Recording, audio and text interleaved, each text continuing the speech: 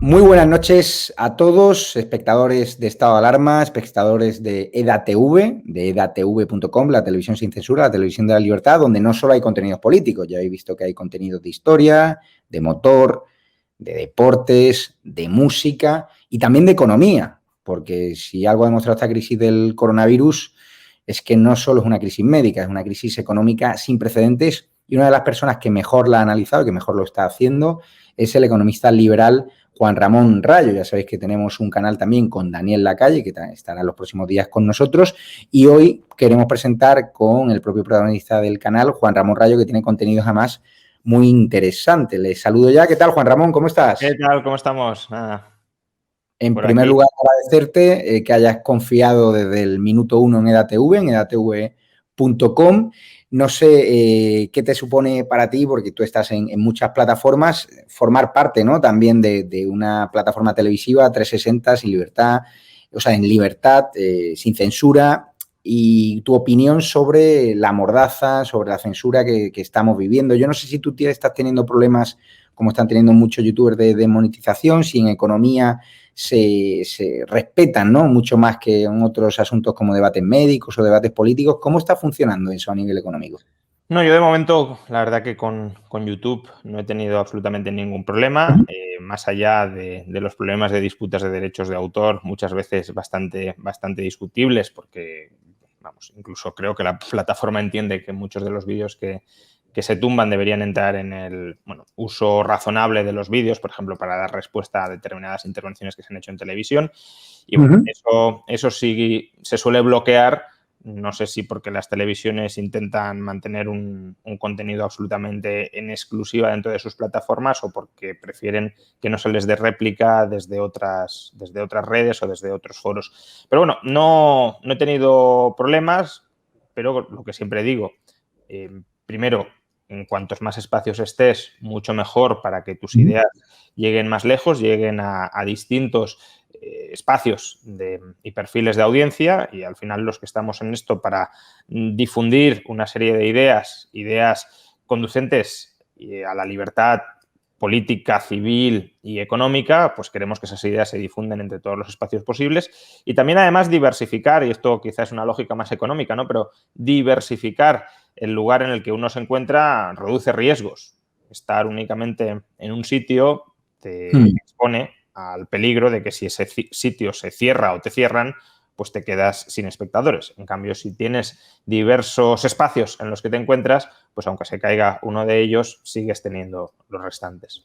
Si no recuerdo mal, en El Confidencial llegaste a escribir, ¿no?, un artículo muy interesante sobre la censura en Twitter. Es curioso cómo estas Big Tech anteponen la ideología, anteponen lo políticamente correcto a su propio negocio. Es decir, a nosotros en YouTube nos han desmonetizado completamente el canal alternativo, donde tenemos más de 150.000 suscriptores, donde los suscriptores de pago ya ni siquiera nos pueden ayudar.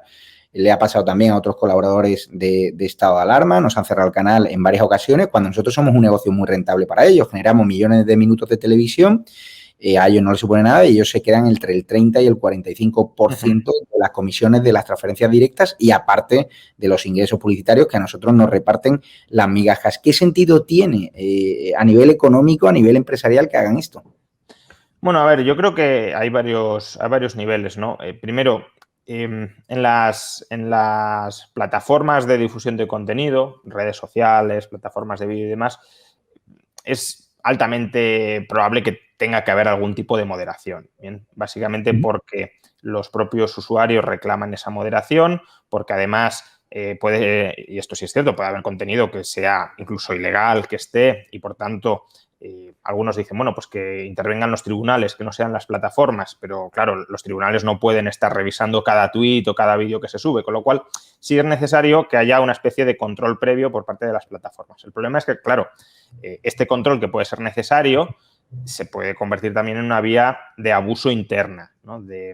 Una vez ya me das las llaves para abrir y cerrar canales o para abrir y cerrar cuentas, pues quizá no solo cierro las que objetivamente deban ser cerradas por tener algún contenido que pueda ser comprometido para la propia plataforma, no olvidemos que ellos son los responsables últimos del contenido que se aloja, sino que, bueno, puede haber otras manos negras ideológicas que intenten de alguna manera pues censurar contenidos que no les gusten.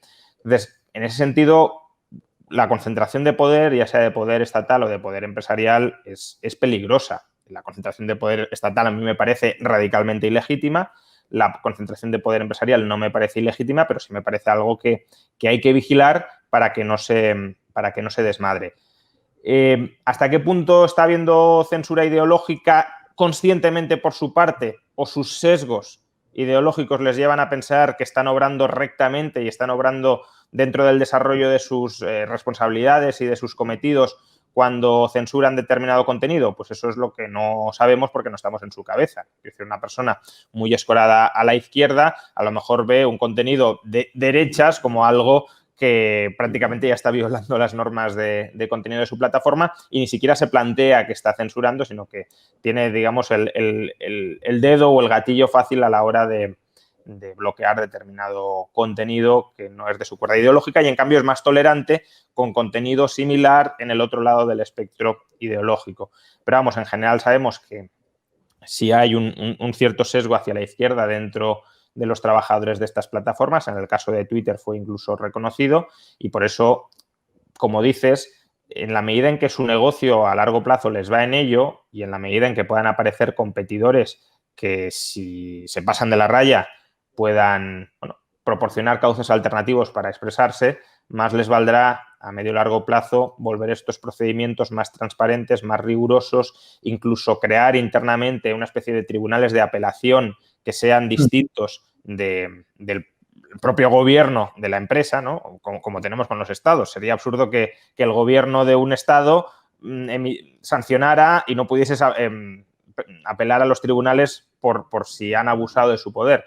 Pues internamente dentro de estas empresas que son tan grandes y que aglutinan a tantos usuarios, probablemente sea necesario, y ellas mismas lo descubrirán, que a medio o largo plazo evolucionen hacia un modelo garantista similar para que no se les acuse justamente de esta discriminación y de este sesgo ideológico.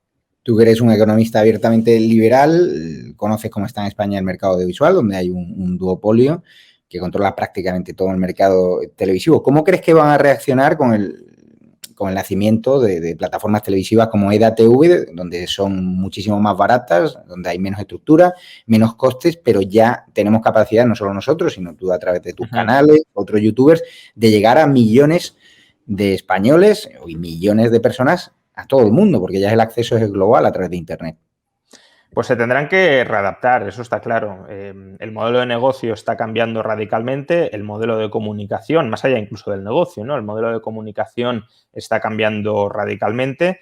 Probablemente encontraremos, pues, no sé, en la noche electoral de las próximas elecciones madrileñas, probablemente haya canales de YouTube que tengan un mayor seguimiento a la hora de analizar esa noche electoral que muchas cadenas de televisión, quizá no que las grandes cadenas de televisión, pero sí otras más pequeñas, incluso a lo mejor que alguna pública y también que muchas radios, por ejemplo. Con lo cual, cuando esto es así, cuando uno puede, primero, traer gente que, pues por motivos ideológicos o no por motivos ideológicos, ¿no? En la tele cabe el número de personas que cabe y, por tanto, más o menos siempre se siguen trayendo los mismos, aunque sea por una cuestión de facilidad, ¿no? Ya te conozco, ya sé más o menos qué vas a decir, no me voy a arriesgar a traer gente nueva. Pero en los canales puedes traer gente que normalmente está excluida de los grandes medios de comunicación y que pueden tener una valía tan grande o mayor que quienes aparecen en los medios de comunicación. Y además, como dices, es un formato que puede ser mucho más flexible, mucho más fresco y, desde luego, mucho más barato de realizar que las grandes televisiones. Y en la medida en que estos canales ya tienen más audiencia en muchos casos que muchas cadenas, no sé, cuánta gente seguirá la noche electoral incluso por Telemadrid, ¿no? Que en este caso además sería muy relevante porque es la cadena autonómica de las elecciones. Pues probablemente menos que en algunos canales de YouTube. Entonces, cuando eso sucede, durante un tiempo puedes intentar no ver el elefante que está en la habitación, pero inevitablemente te va a terminar pasando factura, aunque sea a través de ingresos publicitarios, y cuando te pase factura directamente, pues una de dos, o te adaptas para satisfacer al mercado, y eso supondrá, como ya he dicho, un cambio radical, porque no es adaptarte de hacerlo mejor, es modificar radicalmente tu estructura de costes. No tiene sentido tantísimos costes para un producto que al final no es tan distinto, salvo quizá en algunos formatos de espectáculo y demás, claro, no es tan distinto que el que se ofrece en cualquier canal de YouTube casi a coste cero. Y dos, otra alternativa, que esperemos que no sea la que se siga, es buscar de alguna manera el favor del poder político para que te proteja, que es la alternativa mercantilista que muchos empresarios, cuando fracasa su modelo de negocio, intentan conseguir, ya que el mercado, ya que los consumidores no están conformes conmigo, que el gobierno, indirecta o directamente, les obligue a consumir mi producto. Publicidad institucional, subvenciones, incluso algún tipo de normativa sobre los canales de YouTube, por ejemplo, que tienen que tener, no sé, X personal asalariado, regulación de contenidos. ¿Para qué? Para ir incrementando los costes de hacer la competencia a estas grandes televisiones y, por tanto, que éstas lo tengan más fácil para sobrevivir. Claro, porque además hemos recibido una circular de YouTube hace unas semanas donde tenemos que informar cuánto tributamos en España, porque en Estados Unidos nos van a imponer una carga impositiva. Ya sabemos lo que paga YouTube, que nos da las migajas, pero es que ahora nos quieren, vamos a tener que pagar dobles impuestos, por lo que entiendo, ¿no? Bueno, realmente eso, la circular se refería para los ingresos que se originen en Estados Unidos. Afortunadamente, y de momento, para los que se sigan originando dentro de España, no habrá esa doble tributación, pero esto viene más de la administración Biden. La administración Biden ya hemos visto que está, intentando que prácticamente todos los ingresos que generen, los generen donde los generen las empresas estadounidenses, terminen tributando en Estados Unidos.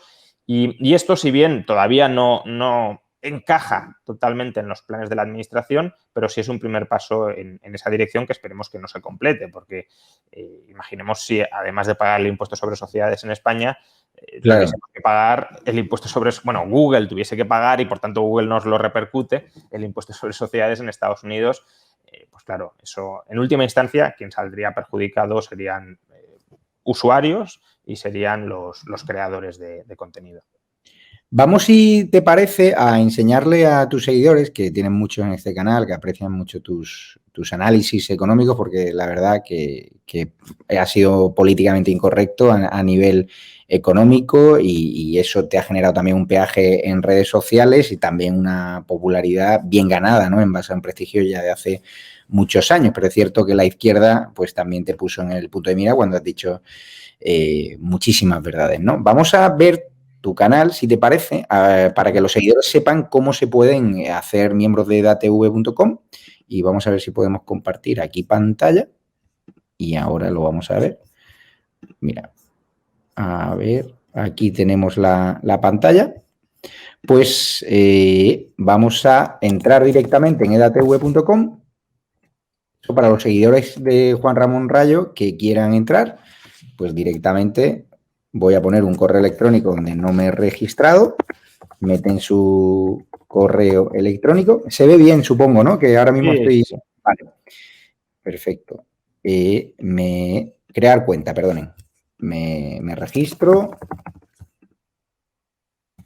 Hay mucha gente pues mayor o incluso gente joven que está teniendo dificultades a la hora de registrarse. Ponemos un mail, continuamos, todo con la protección de datos, aceptamos, introducimos una contraseña que ustedes quieran, confirma tu contraseña y continuamos. Vale, entonces ahora abrimos el correo electrónico que me ha tenido que llegar, si Dios quiere, y si tarda el correo electrónico, se puede meter en deseado. Hay personas que nos están diciendo que están... Ah, mira, aquí, suscripción a EDATV y nada, aquí tienen las condiciones legales para que sepáis que estáis pinchando y confirma tu suscripción aquí. Pinchamos y ya está. Aquí tienen distintas modalidades. Mucha gente nos pregunta, ¿va a ser gratis la televisión? Por supuesto. El 80% de los contenidos son gratuitos, pero luego hay una serie de aportaciones que pueden hacer con categoría plata o con categoría oro, que tienen interacción con los seguidores, con los protagonistas del canal, foros privados, videoconferencias, y es una forma también de ayudarnos directamente a este proyecto de libertad, ¿no? Y los pagos semestrales pues son un poquito más baratos. Pero vamos, es gratis y aquí tenemos cualquier teléfono móvil que podemos meter. A ver si me deja meter el... Uy. Vale, cualquier teléfono, pero bueno, ya una vez entras, metemos el teléfono y llegaremos a edatv.com. Entramos, iniciar sesión y accedemos. Y ahora vamos hacia abajo y llegamos a los distintos canales. ¿Dónde está el de Juan Ramón Rayo? Que a ver, es aleatorio, se va colocando en función del momento y aquí está, junto a Daniel Lacalle. Entonces, entramos, clicamos y aquí nos encontramos, Juan Ramón, una sección de conferencias que se puede encontrar aquí el espectador. Bueno, pues charlas que haya ido dando en los meses e incluso años anteriores, ¿no? Porque tiene un historial bastante largo. Son conferencias más en profundidad, ¿no? No son los típicos vídeos cortos de 10, 15 o incluso 20 minutos, sino que suelen ser charlas de 1 hora, de 2 horas, donde se desarrolla algún tema bastante técnico en profundidad. A veces no tan técnico, pero normalmente sí, bastante técnico, pues economía más en profundidad, digámoslo así. Aquí, por ejemplo, estáis analizando, ¿no?, la evolución de la afiliación de la Seguridad Social. Le damos al clic. Muy buenos días y muchísimas gracias por asistir a esta... Eso es, eso fue una charla que di hace poco en Michael Page, junto con el director de Michael Page o Page Group en España y bueno, pues sobre cómo había impactado la pandemia en el mercado laboral español, en los perfiles profesionales, etcétera. Luego tenemos aquí conferencias muy interesantes como la economía después del COVID. Recordar a los espectadores que estamos en pruebas, que habrá fallos, que habrá errores, que habrá lentitud, pero poco a poco es un producto tecnológico y estamos en modo beta. Escenarios macroeconómicos tras el shock del coronavirus. Aquí, ¿qué escenario nos espera? Ya le pregunto. Bueno, esto fue una charla, como veis, organizada por Rankia y por el Centro de Estudios SOMA, donde, por cierto, también imparto clase. Y bueno, ahora mismo el escenario, como ya comenté, depende crucialmente de cuando consigamos normalizar la actividad y eso depende crucialmente de la vacunación, del ritmo de vacunación. El ritmo de vacunación, pues parece que se va a conseguir acelerar durante los próximos meses, afortunadamente, no gracias al gobierno, no gracias a la Comisión Europea, sino gracias a las farmacéuticas que han hecho un esfuerzo adicional para compensar la desastrosa negociación que desarrolló la Comisión Europea. Y bueno, si la vacunación se completa y no hay mutaciones del virus que la derroten, pues estamos en un escenario a corto plazo no negativo, dado que probablemente sí viviremos una recuperación intensa. Otra cosa son las incertidumbres, por ejemplo, la deuda pública que pese en el medio y largo plazo. Tenemos entrevistas también a todo tipo de personajes, reforma fiscal. Sí, esta es una entrevista que me realizan habitualmente en el radio los jueves, pues bueno, la podrán encontrar también aquí. Y bueno, pues otras entrevistas también en otros medios de comunicación o entrevistas en otros canales de YouTube o bueno. Perfecto. ¿Y blog aquí? Sí, esto creo que es la sección quizá más llamativa, ¿no? Que son los vídeos que intento subir diariamente analizando alguna cuestión de actualidad. Por ejemplo, si han legalizado en España la violencia sindical, ¿no?, después de la derogación por parte de PSOE y Podemos del artículo 315.3 del Código Penal, o si realmente era un caso de puro populismo legislativo, porque en realidad no cambiaron nada de fondo, aunque dijeron que lo habían hecho. Bueno, pues son análisis de 10, 15, a lo sumo 20 minutos, donde se toca algún tema específico y es el contenido que más se ve en el canal realmente. No, además muy recomendable, yo soy bastante fan de ello y ya lo he dicho, los espectadores ya saben cómo se registran, reciben el código de confirmación y tendrán un montón de contenido. No sé si Juan Ramón te ha sorprendido la plataforma, si te ha gustado, si es fácil de...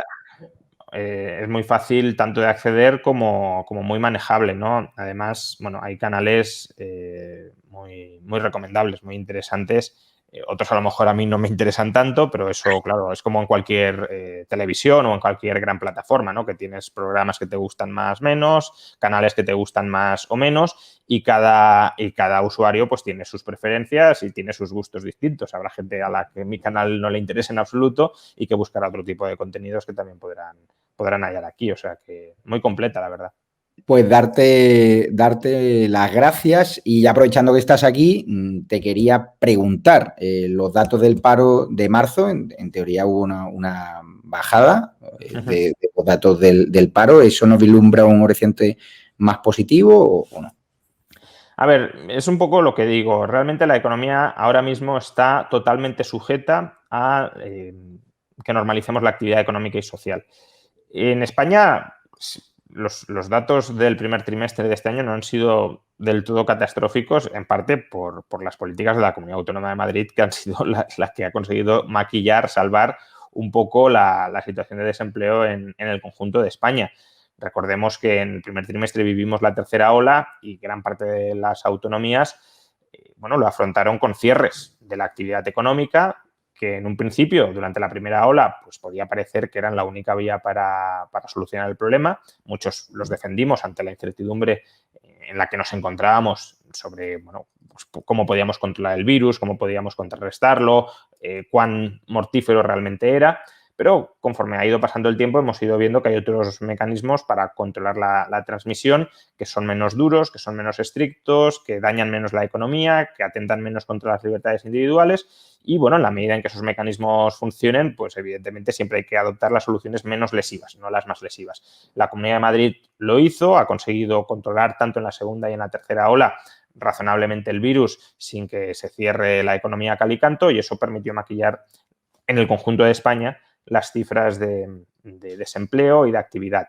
Ahora vamos encaminados a una recuperación si hay normalización a través de la vacunación masiva, pero sigue habiendo retos muy de fondo que no están resueltos en nuestra economía. Por un lado, como decía, la sobreacumulación de deuda pública, que se traducirá más tarde que pronto o más pronto que tarde, eso dependerá de lo que quiera hacer Bruselas, pero se traducirá en ajustes de gasto y en subidas de impuestos, lo cual dañará a los ciudadanos. Y por otro, hay pues una parte del tejido productivo español que se ha descapitalizado y que no sabemos muy bien cuál va a ser su futuro, y otra parte que a lo mejor no se ha descapitalizado, pero que sí se va a enfrentar a cambios persistentes de demanda cuando la actividad se normalice. Y eso va a requerir también de reestructuraciones por parte de ciertos empresarios que a lo mejor ahora mismo están esperando que cuando llegue la recuperación todo vuelva a la normalidad y aunque volveremos a la normalidad no será exactamente la misma. Ya no hablo de regulaciones y demás, sino de hábitos de consumo, no será exactamente la misma que antes de la pandemia.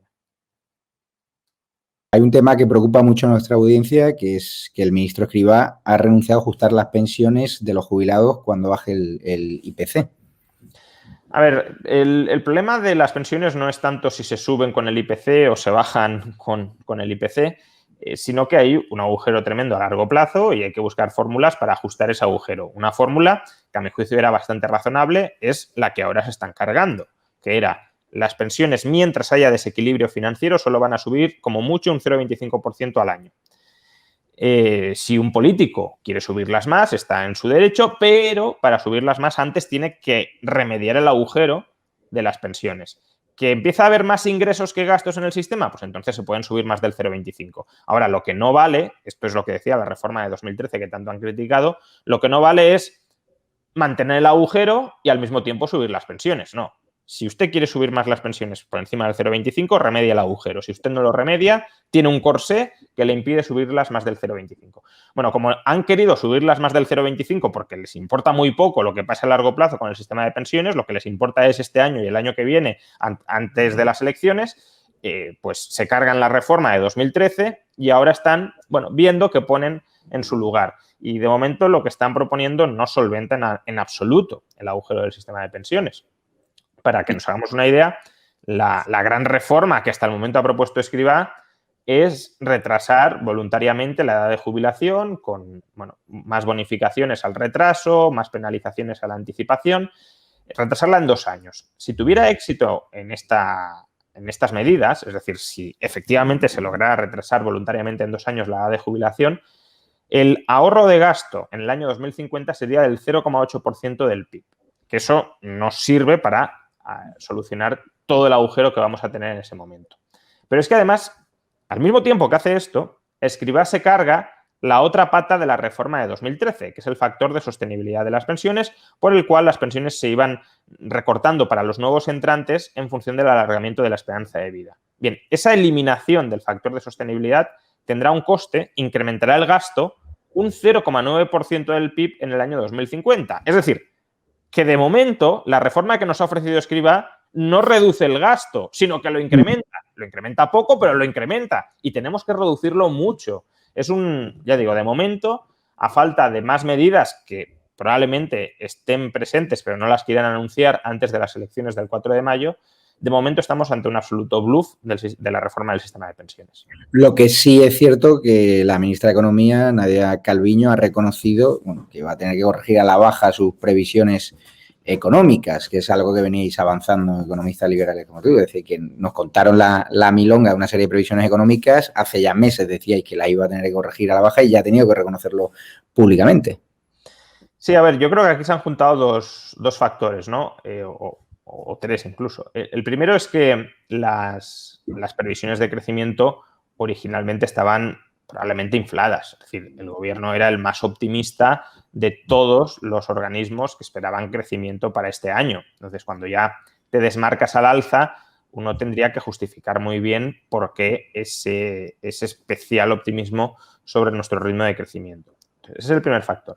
Segundo, el primer trimestre del año ha sido bastante más duro en lo económico de lo que esperaba el gobierno. El gobierno probablemente no esperaba tercera ola y si esperaba tercera ola no esperaba que impactara tan negativamente en la economía como terminó impactando, en parte por lo que hemos dicho, porque los gobiernos autonómicos, la mayoría de ellos, respondieron de una manera ligeramente similar, les faltó decretar el confinamiento, pero a la primera ola, y no exploraron otras vías como vacunación masiva o, bueno, como cierres mucho más restringidos, mucho más reducidos geográficamente bueno, en aquellas áreas o zonas donde la incidencia acumulada sea mayor en lugar de directamente cerrar toda la comunidad y toda la actividad de la hostelería. Entonces, primero eso, segundo esto y tercero, que hasta el momento el ritmo de vacunación ha ido peor de lo que esperaba o de lo que decía que esperaba el gobierno.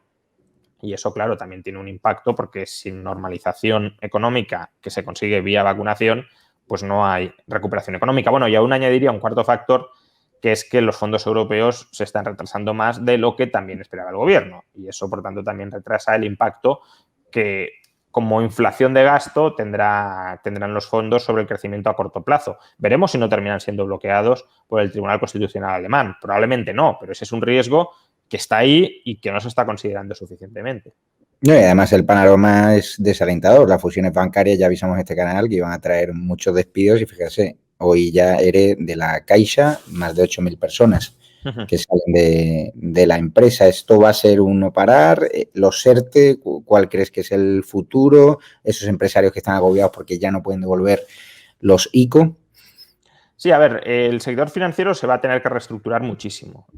Las fusiones son un mecanismo para justificar el ajuste, pero aún sin fusiones habría un ajuste brutal, básicamente porque el negocio tradicional de la banca está muerto. Es decir, un negocio sobrepresencial, con muchas oficinas, con muchos empleados de oficina, y no tiene ningún sentido cuando cada vez más gente opera a través de aplicaciones digitales, opera en banca a través de Internet, del móvil y, por tanto, ¿para qué tantas oficinas y tantos trabajadores?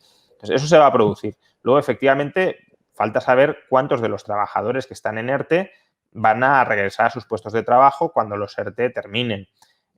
Hubo algunos meses después del primer estado de alarma, después del primer confinamiento, en los que el ritmo de reducción de las personas que estaban en ERTE era vertiginoso. ¿Por qué? Pues porque volvían a la actividad en sectores que no estaban especialmente afectados por la pandemia. Pero desde hace medio año, algo más de medio año incluso, el número de trabajadores que está en ERTE está estancado en torno a 700, 800.000 y realmente no baja de ahí, porque son trabajadores en ERTE en sectores que sí están afectados por la pandemia. Cuando termine la pandemia, pues parte de esos trabajadores probablemente regresarán a sus empleos, pero hay otra parte que no está nada claro, porque como ya he mencionado antes, va a haber cambios persistentes en hábitos de consumo y por tanto habrá trabajadores que ya no tenga sentido que regresen a actividades que estaban haciendo y que ya los consumidores no demandan. Y luego habrá empresarios que no tengan capacidad para reincorporarlos porque estarán muy, muy perjudicados financieramente. Ese también será desde luego un reto que ahora no se está materializando en cifras de desempleo, en cifras de tasa de desempleo, pero que se terminará en mayor o menor medida, se terminará viendo afectado.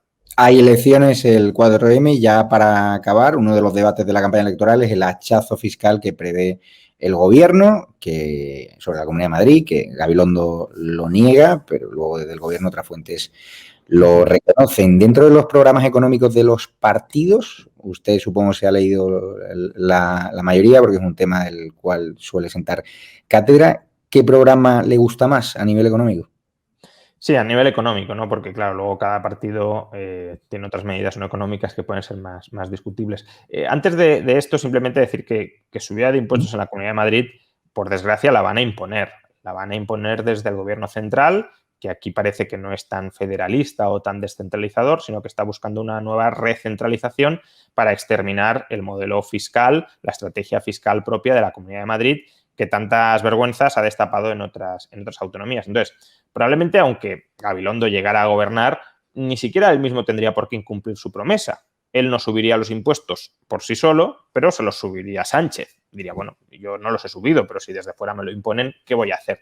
Cuando esto está evidentemente pactado, consensuado y todos saben qué camino se va a seguir. Sobre el programa económico de los partidos, pues hombre, claramente, digamos, los programas de lo que podríamos llamar la derecha o el centro derecha, pues son los programas económicos menos intervencionistas o menos dañinos para la economía madrileña.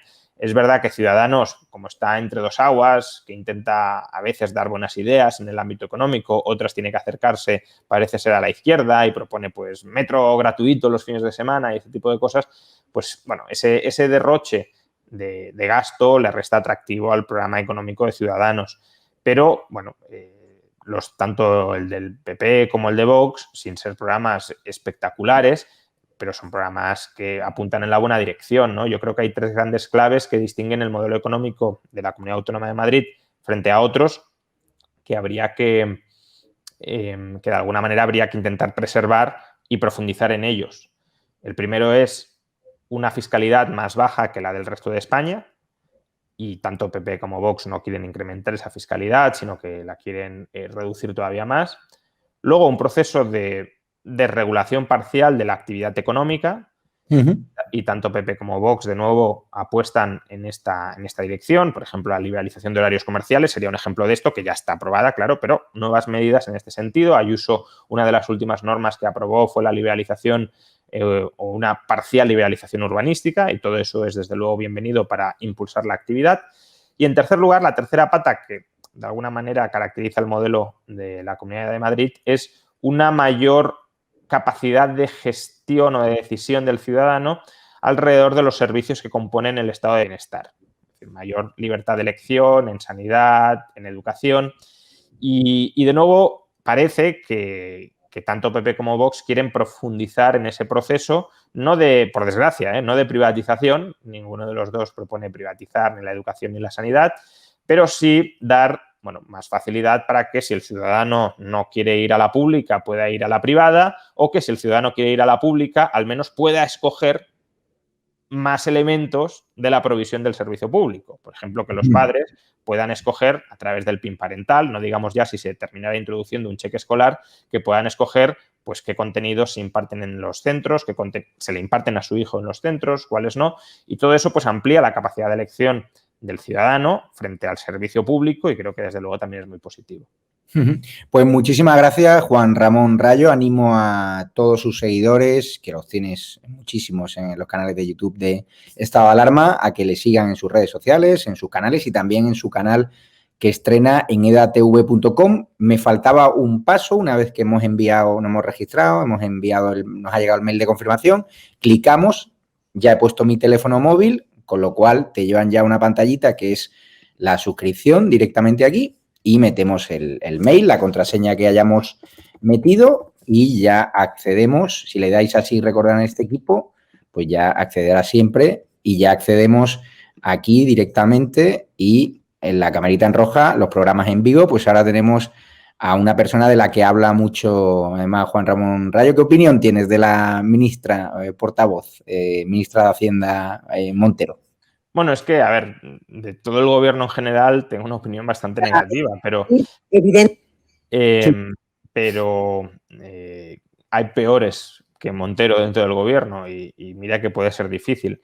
Pero bueno, si lo relacionamos con lo que estábamos hablando, tengo una opinión muy negativa porque Montero está a la cabeza de las ansias armonizadoras de impuestos dentro de España. Es decir, la obsesión por subir patrimonio, por subir sucesiones, por subir el IRPF en la Comunidad Autónoma de Madrid proceden sobre todo de su etapa como consejera en Andalucía, cuando justamente el problema al que se enfrentaba es que no quería bajar impuestos para nivelarlos con la Comunidad de Madrid y se encontraba con que había personas que escapaban de sus garras tributarias trasladándose a la Comunidad de Madrid. Y como eso lo detesta, lo odia, pues ahora intenta acabar con ello en contra, claro, de los intereses de los contribuyentes que se benefician de tener más libertad de elección dentro de España, de si quieres pagar muchos impuestos en Andalucía o cuando estaba Montero en Andalucía, pues te vas a Andalucía. ¿Que quieres pagar menos impuestos? Pues te vas a Madrid. Todo eso yo creo que es beneficioso y que al final, cuando quieren armonizar, lo que quieren es cartelizar para extraer, para parasitar más recursos a los ciudadanos. Por cierto, que también los seguidores de Juan Ramón Rayo estamos ya con chat a la derecha. Los que quieran seguir este programa, pues pueden comentarlo aquí en el chat o los super comentarios, la gente que quiera ayudar económicamente de alguna forma. Pero insisto, el canal de Juan Ramón Rayo, como es obvio, va a ser completamente gratuito, así que tenéis ahí buenas noticias. Muchísimas gracias, Juan Ramón, desearte toda la suerte del mundo, gracias por confiar en la familia de edatv.com y lo que necesites ya sabes dónde estamos y gracias por tu tiempo, tienes la agenda muy apretada. Nada, muchísimas gracias a vosotros y enhorabuena por el proyecto. Nada, un abrazo fuerte, muchísimas gracias. Y gracias a la audiencia por estar ahí en edatv.com, síganos en nuestras redes sociales, @edatv_oficial y daros las gracias, registraros, díganselo a vuestros amigos, tenéis más de 30 canales temáticos donde prima la libertad, esto no es de izquierda ni derechas, esto es una televisión sin censura, una televisión de la libertad donde vamos a poder decir lo que queramos. Así que muchísimas gracias y me despido ya. Cuidaros fuerte.